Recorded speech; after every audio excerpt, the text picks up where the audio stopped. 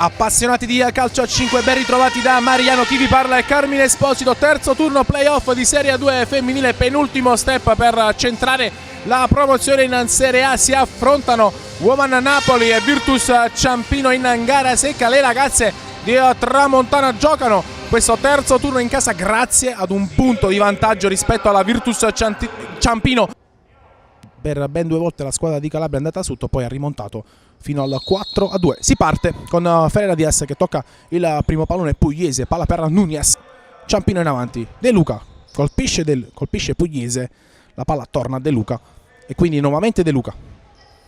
Centola di sinistro, Catrambone, eccola qui, si gira e che gol di Alessia Catrambone. Virtus Ciampino in vantaggio al secondo minuto, si sblocca il punteggio qui alla Pala Liperti con il gol, neanche a dirlo, di Catrambone.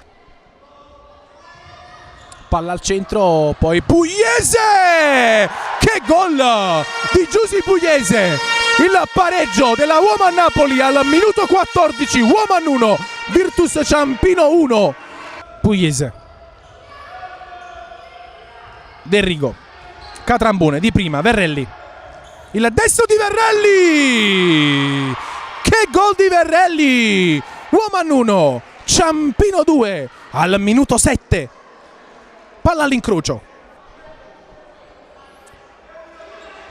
Pugliese apre il destro, la deviazione, attenzione che la porta è vuota, il gol, il 3-1 credo di Verrelli, il 3-1, la doppietta di Verrelli, se non vado errato, il numero 18 ha realizzato il gol del 3-1.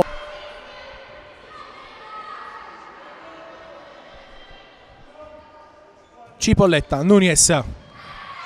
E finisce la partita, la Virtus Ciampino espugna Marigliano 3-1 e vola in finale. La squadra di David Calabria affronterà il Bisceglie.